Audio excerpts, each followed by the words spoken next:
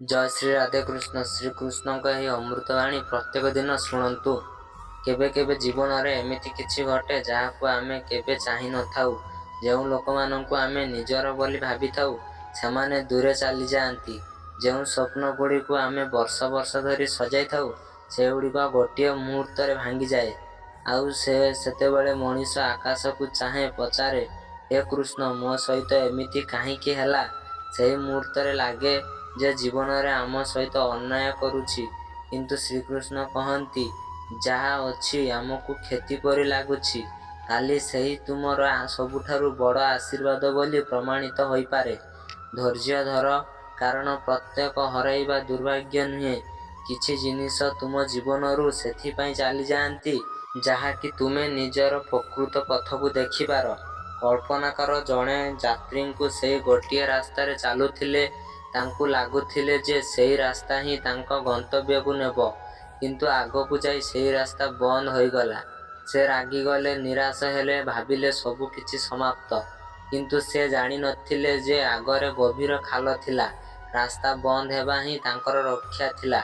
ତୁମେ ଜୀବନରେ ମଧ୍ୟ ଅନେକ ଦ୍ୱାର ବନ୍ଦ ହୋଇଛି, କିନ୍ତୁ କିଛି ସମ୍ପର୍କ ଭାଙ୍ଗିଛି, କିଛି ଲୋକ ତୁମକୁ ଛାଡ଼ି ଚାଲିଯାଇଛନ୍ତି, କିଛି ଯୋଜନା ସଫଳ ହୋଇନାହିଁ।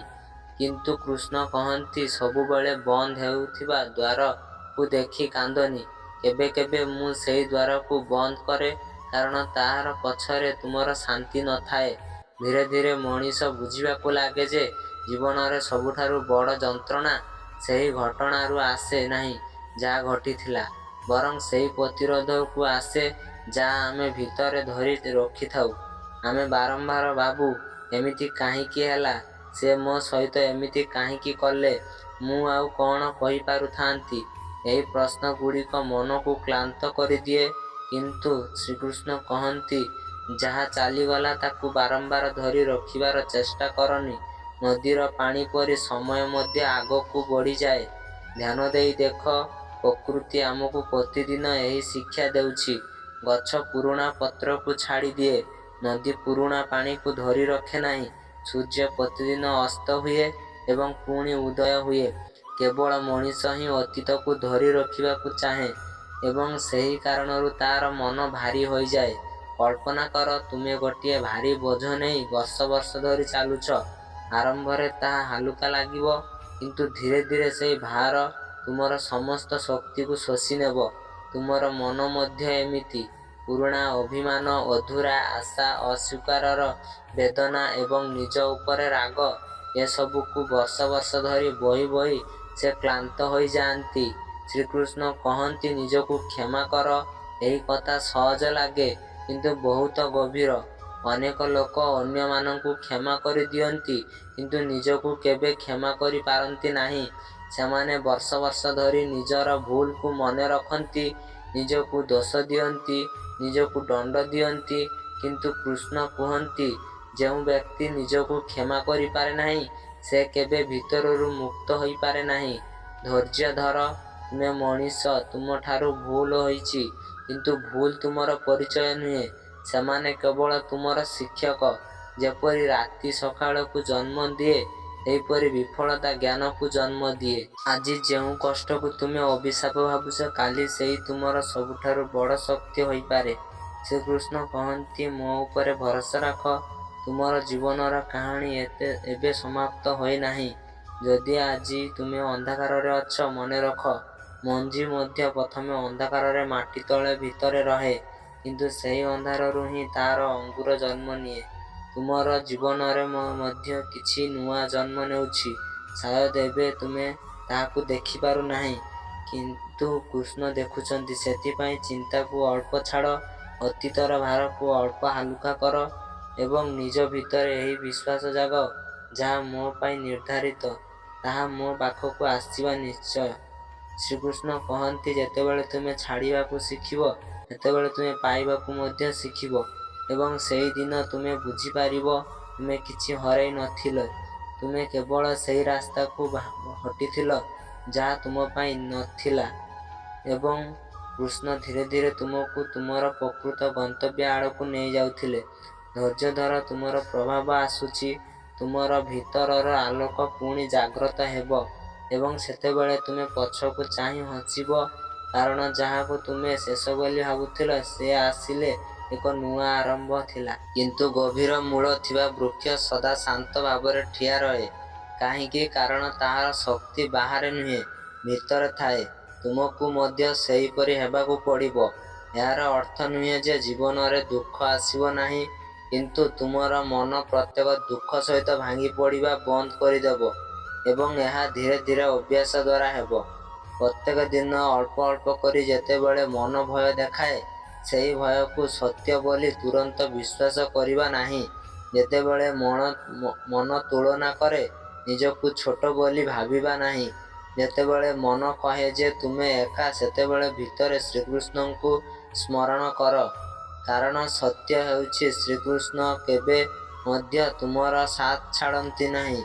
ଲୋକ ବଦଳି ପାରନ୍ତି, ସମୟ ବଦଳିପାରେ, ପରିସ୍ଥିତି ବଦଳିପାରେ, କିନ୍ତୁ ଶ୍ରୀକୃଷ୍ଣଙ୍କର ପ୍ରେମ କେବେ ବଦଳେ ନାହିଁ। ସେଥିପାଇଁ ଯେତେବେଳେ ସମଗ୍ର ଦୁନିଆ ତୁମକୁ ବୁଝିପାରେ ନାହିଁ, ସେତେବେଳେ ମଧ୍ୟ ଶ୍ରୀକୃଷ୍ଣ ତୁମର ମନର ପ୍ରତ୍ୟେକ ନୀରବତାକୁ ଶୁଣନ୍ତି। ତୁମର ପ୍ରତ୍ୟେକ ବେଦନା, ପ୍ରତ୍ୟେକ ଭୟ ଏବଂ ପ୍ରତ୍ୟେକ ଭାଙ୍ଗିଯିବା ତାଙ୍କଠାରୁ ଲୁଚି ରହେ ନାହିଁ। ଧୈର୍ଯ୍ୟ ଧର। ଯାହା ତୁମକୁ ଭିତରୁ ଭାଙ୍ଗି ଦେଉଥିଲେ, ସେହି ଜିନିଷ ଏବେ ତୁମକୁ ଜାଗ୍ରତ ମଧ୍ୟ କରୁଛି। କାରଣ ଅନେକ ସମୟରେ ମଣିଷ ନିଜ ଭିତରକୁ ଫେରେ ନାହିଁ, ଯେପର୍ଯ୍ୟନ୍ତ ଜୀବନ ତାକୁ କ୍ଳାନ୍ତ କରି ନ ଦିଏ। ସାୟଦ ତୁମେ ମଧ୍ୟ ଏବେ ସେହି ମୋଡ଼ରେ ପହଞ୍ଚିଛ, ଯେଉଁଠାରେ ତୁମର ଆତ୍ମା ଶାନ୍ତ ଚାହୁଁଛି। ଏବେ ସେ କେବଳ ଲୋକଙ୍କ ସାଥ ନୁହେଁ, ଭିତରର ସୁକୁନ ଚାହୁଁଛି। ଏବେ ସେ କେବଳ ଉତ୍ତର ନୁହେଁ, ନୀରବତା ଚାହୁଁଛି। ଏବେ ସେ କେବଳ ଦୌଡ଼ିବା ନୁହେଁ, ବିଶ୍ରାମ ଚାହୁଁଛି। ଶ୍ରୀକୃଷ୍ଣ କହନ୍ତି, ଯଦି ତୁମେ ମନକୁ ସବୁବେଳେ ଇଚ୍ଛାର ପଛରେ ଦୌଡ଼ାଇବ, ତେବେ ସେ କେବେ ଶାନ୍ତ ହେବ ନାହିଁ। କାରଣ ଇଚ୍ଛା ପୂରଣ ହେବା ପୂର୍ବରୁ ଭୟ ଆସେ ଏବଂ ପୂରଣ ହେବା ପରେ ହରାଇବାର ଭୟ ଆସେ। ସେଥିପାଇଁ ବୈରାଗ୍ୟ ଆବଶ୍ୟକ। ବୈରାଗ୍ୟର ଅର୍ଥ ଏହା ନୁହେଁ ଯେ ତୁମେ ଜୀବନରୁ ଦୂରେଇ ଯିବ, ବରଂ ଏହାର ଅର୍ଥ ହେଉଛି ତୁମେ ଭିତରରୁ ଏତେ ଶାନ୍ତ ହୋଇଯିବ ଯେ ଦୁନିଆର କୌଣସି ଜିନିଷ ତୁମକୁ ବିଚଳିତ କରିପାରିବ ନାହିଁ। ତୁମେ ପ୍ରେମ କର, କିନ୍ତୁ ନିଜକୁ ହରାଇ ନୁହେଁ। ଲୋକଙ୍କ ସହ ଯୋଡ଼ି ହୁଅ, କିନ୍ତୁ ନିଜ ଆତ୍ମାର ଶାନ୍ତିକୁ ଦେଇ ନୁହେଁ। ସ୍ୱପ୍ନ ଦେଖ, କିନ୍ତୁ ଫଳାଫଳର ଭୟରେ ବୁଡ଼ି ନୁହେଁ। ଏହା ହିଁ ଶ୍ରୀକୃଷ୍ଣଙ୍କର ମାର୍ଗ, ସନ୍ତୁଳନର ମାର୍ଗ, ଶାନ୍ତିର ମାର୍ଗ। ଏବଂ ଧୀରେ ଧୀରେ ତୁମର ମନ ମଧ୍ୟ ସେହି ଦିଗକୁ ଯିବା ଆରମ୍ଭ କରୁଛି। ଗଭୀର ଶ୍ୱାସ ନିଅ। ଧୀରେ ଧୀରେ ସବୁକିଛି ଠିକ୍ ହୋଇଯିବ। ତୁମକୁ ଏବେ ସମ୍ପୂର୍ଣ୍ଣ ମଞ୍ଜିଳ ଦେଖିବାକୁ ପଡ଼ିବ ନାହିଁ। କେବଳ ଏତିକି ମନେ ରଖ ଯେ ତୁମର ମନ ଏବେ ଏକା ନୁହେଁ। ଶ୍ରୀକୃଷ୍ଣ ଧୀରେ ଧୀରେ ତାହାର ହାତ ଧରୁଛନ୍ତି। ଏବଂ ଯେଉଁ ମନକୁ ଶ୍ରୀକୃଷ୍ଣଙ୍କର ସାହାରା ମିଳିଯାଏ, ସେହି ମନ ଧୀରେ ଧୀରେ ଶତ୍ରୁରୁ ମିତ୍ର ହେବା ଆରମ୍ଭ କରେ। ଏବଂ ଯେତେବେଳେ ମନ ଧୀରେ ଧୀରେ ଶ୍ରୀକୃଷ୍ଣ ଆଡ଼କୁ ଫେରିବାକୁ ଲାଗେ, ସେତେବେଳେ ମଣିଷ ପ୍ରଥମ ଥର ପାଇଁ ବୁଝିପାରେ ଯେ ଶାନ୍ତି ବାହାରେ ମିଳେ ନାହିଁ, ଶାନ୍ତି ଭିତରେ ଜାଗ୍ରତ ହୁଏ। କିନ୍ତୁ ଏହି ଜାଗରଣ ହଠାତ୍ ହୁଏ ନାହିଁ। ଏହା ସେତେବେଳେ ଆରମ୍ଭ ହୁଏ, ଯେତେବେଳେ ମଣିଷ ପ୍ରଥମେ କଥାରେ ଭାଙ୍ଗି ପଡ଼ିବା ବନ୍ଦ କରିଦିଏ। ଯେତେବେଳେ ସେ ବୁଝିବାକୁ ଲାଗେ ଯେ ପ୍ରତ୍ୟେକ ଲୋକ ତାହାର ନିଜର ହେବେ ନାହିଁ, ପ୍ରତ୍ୟେକ ସମ୍ପର୍କ ସବୁବେଳେ ରହିବ ନାହିଁ, ପ୍ରତ୍ୟେକ ଇଚ୍ଛା ପୂରଣ ହେବ ନାହିଁ ଏବଂ ତଥାପି ଜୀବନ ଶେଷ ହୋଇଯାଏ ନାହିଁ। ଶ୍ରୀକୃଷ୍ଣ କହନ୍ତି, ଯେଉଁ ବ୍ୟକ୍ତି ସ୍ୱୀକାର କରିବା ଶିଖିଯାଏ, ତାଙ୍କ ମନର ଅଧା ଭାର ସେହି ମୁହୂର୍ତ୍ତରେ ହାଲୁକା ହୋଇଯାଏ। କାରଣ ମନ ସେଠିଏ ସର୍ବାଧିକ ଦୁଃଖୀ ହୁଏ, ଯେଉଁଠାରେ ସେ ବାସ୍ତବତା ସହିତ ଲଢ଼ିଥାଏ। ଏତିକି କାହିଁକି ହେଲା? ସେ ବଦଳିଗଲା କାହିଁକି? ମୋ ସହିତ ହିଁ ଏମିତି କାହିଁକି ହେଲା? ମନ ପୁଣି ପୁଣି ଏହି ପ୍ରଶ୍ନମାନଙ୍କ ମଧ୍ୟରେ ଫସି ରହେ। କିନ୍ତୁ କିଛି ଘଟଣା ଉତ୍ତର ଦେବା ପାଇଁ ନୁହେଁ, ଆମକୁ ଜାଗ୍ରତ କରିବା ପାଇଁ ଆସେ। କିଛି ଲୋକ ପ୍ରେମ ଦେବା ପାଇଁ ନୁହେଁ, ବରଂ ଆମକୁ ନିଜ ପାଖକୁ ଫେରାଇ ଆଣିବା ପାଇଁ ଆସନ୍ତି। ଏବଂ କିଛି ଭାଙ୍ଗିଯିବାର ଅନୁଭବ ଶ୍ରୀକୃଷ୍ଣ ଆଡ଼କୁ ଯିବାର ପ୍ରଥମ ପଦକ୍ଷେପ ହୋଇଯାଏ। ଧୈର୍ଯ୍ୟ ଧର।